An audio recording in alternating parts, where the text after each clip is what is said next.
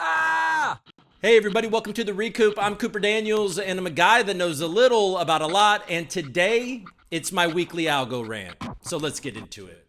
First off, you may have noticed last week there was no algo rant. It's because I was in Austin, Texas for South by Southwest. Last Monday, the 14th, I was at the Algo Ranch. I interviewed the CEO of Zone.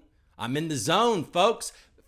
I don't see fiat, I only see zone. You know what I mean? We gotta get there to be a zone standard. It's what we think at the ReCoop. I'm joking, I don't actually believe that, but I am, cautiously bullish on zone, especially with what I'm doing with my zone on AlgoFi. It all looks pretty good to me right now. That's not the point. The point is that I wasn't here last week, and then when I came back on Friday, I was sick. I got sick in Austin, Texas, folks. I've been recovering all week. I did an interview the other day from the fellas at ALGO DAO, which is a very exciting project. If you missed that video, you should watch it right there. There's a little link, or maybe it's right here. I think it's right here. There's the link right there, right? I'm back talking about my favorite blockchain, my favorite cryptocurrency, Algorand, baby. It's 20 million blocks deep. It has never been down. It doesn't fork. It has 4.5-second transaction finality. And look, there's a very nice Italian man that created it. So it's all gravy, babe. Look, and then also the price action, first time in a while, you know what I mean? The last 7 days, we're up 20%. We're looking at about 91 cents with a $6 billion market cap. That's not so bad. That's about where we were about a year ago.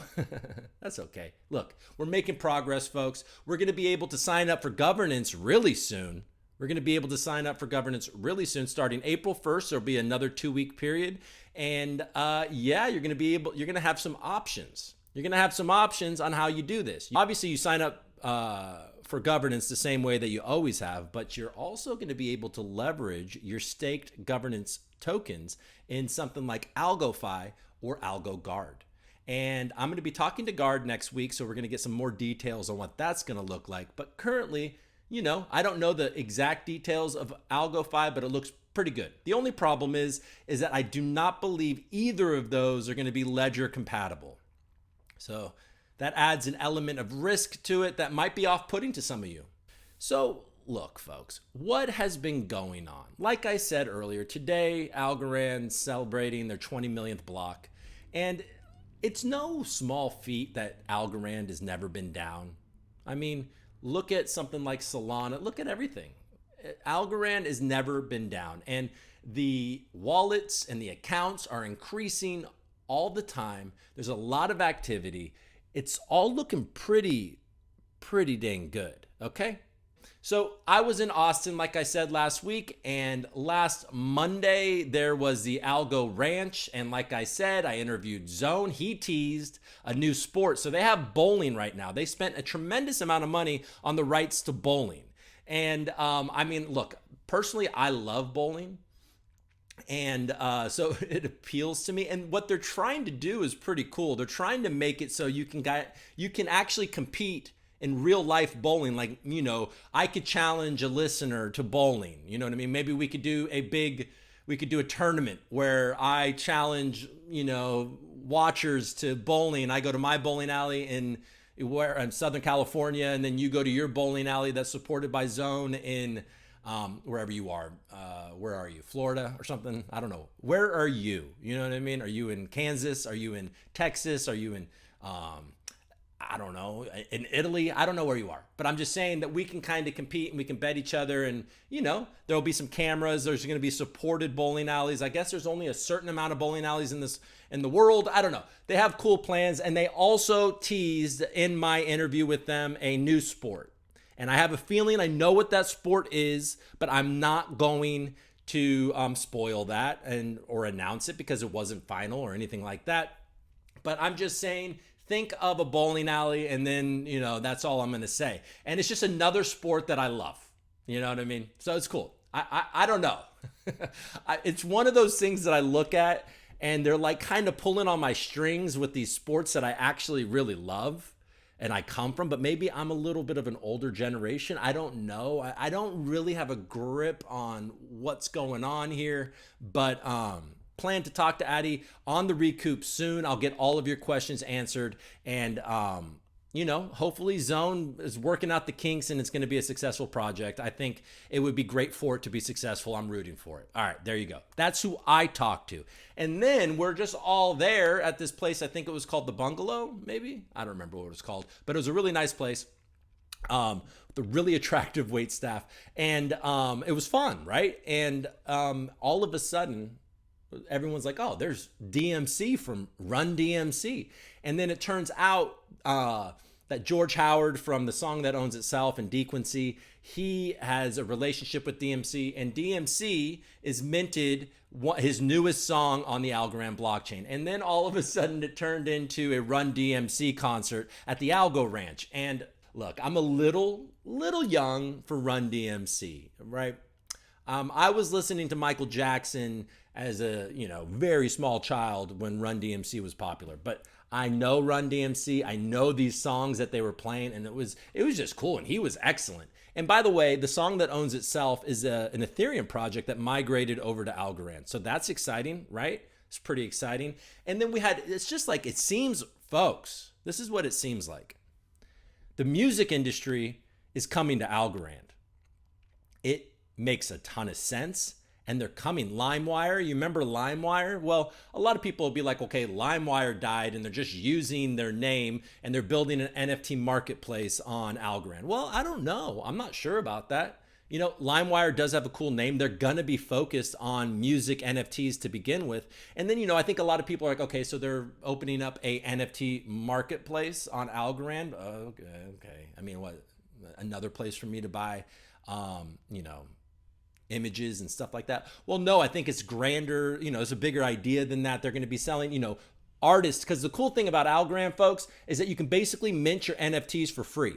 And on LimeWire, you're going to be able to mint your NFTs for free. So an artist can go onto LimeWire, mint very easily, maybe a bonus track or a live performance or, you know, special things that they can offer their fans on LimeWire, and, you know, as an NFT. So it's going to be a music marketplace, a music NFT marketplace with the name recognition like LimeWire, which you may have remembered when you used to pirate, you know, music. Because before, music was just essentially free and artists were getting trampled, people just stole it. Now we just basically give it to us. They basically just give it to us for relatively cheap because they have to, because we can just steal it otherwise. Is that how it works? Is that the professional way to put it?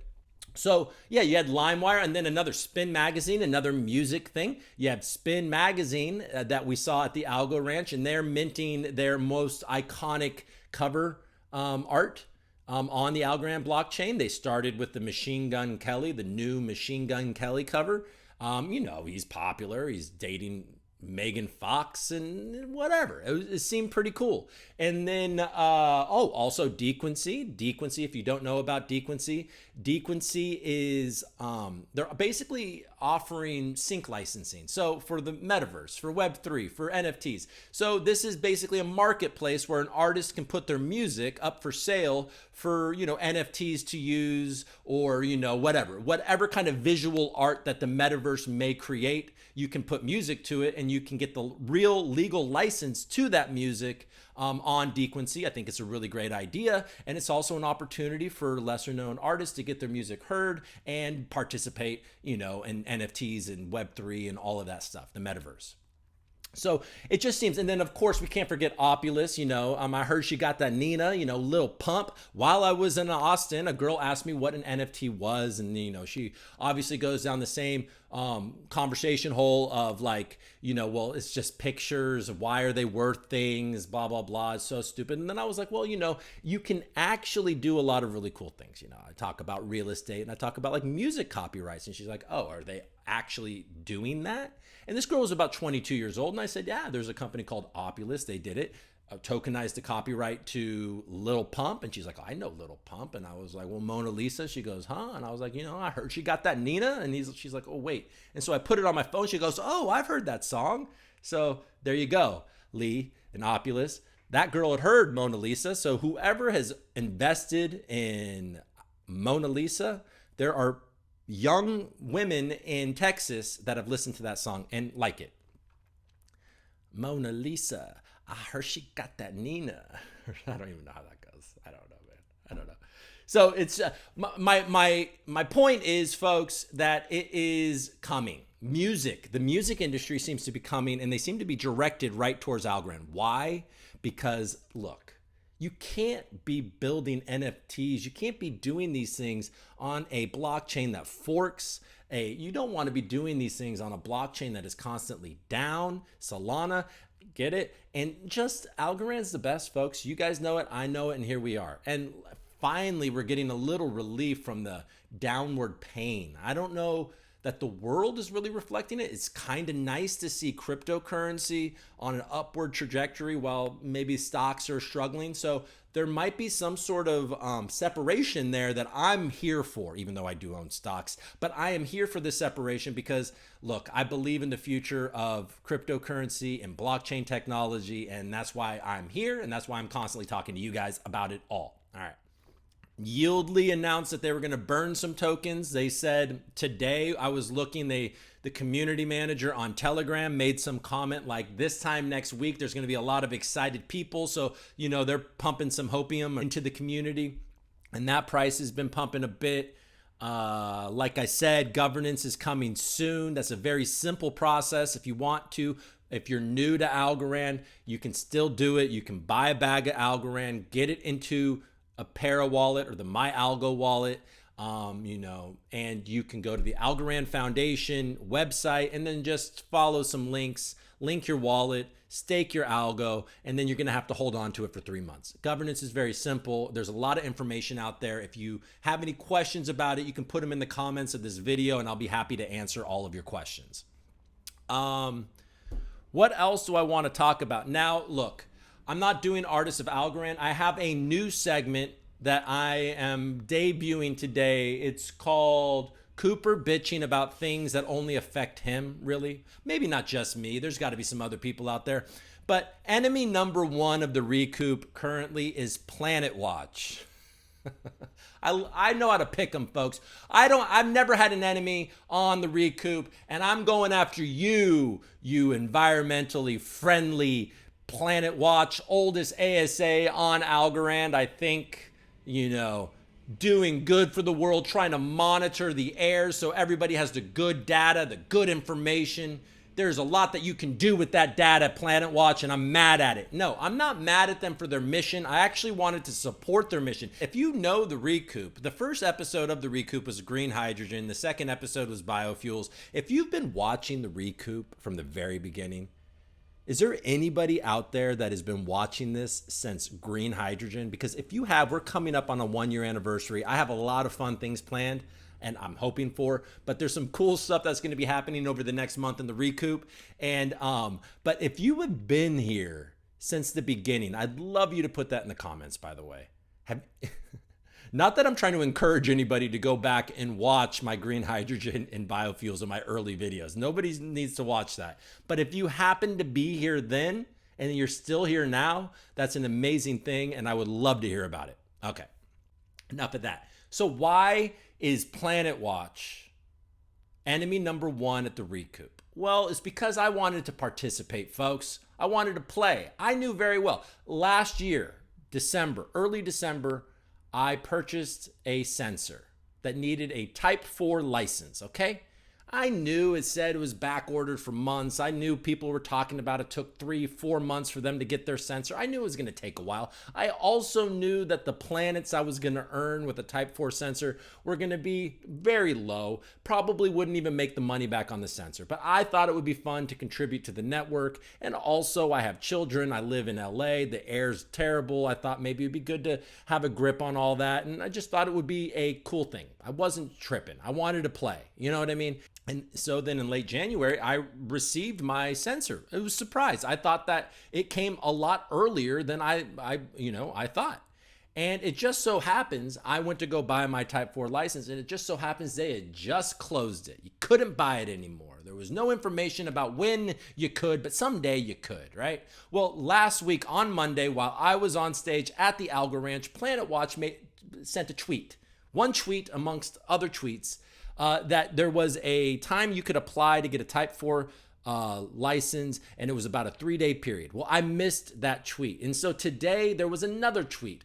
There was another tweet saying that, oh, people didn't complete the form properly. So there was very few people that actually completed the form. You have until March 30th to properly complete your form, right? And so I was like, wait a second, there was an opportunity to get a Type 4 license. My point is this.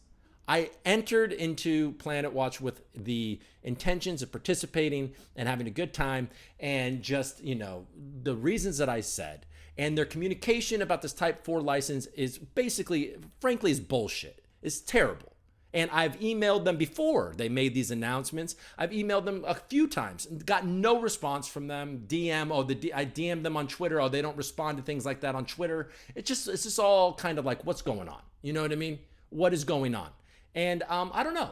Why are you selling sensors that you can't give the license to? Why are you allowing these sensors to be sold? Frankly, it feels like a money grab. PlanetWatch.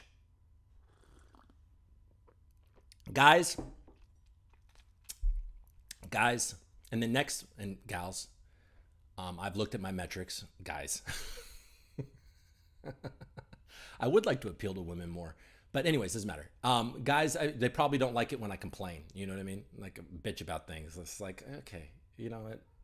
Guy, like, deal with it. They told you to buy it and you weren't paying attention. So now you got a $300 sensor, $350 sensor, whatever it costs.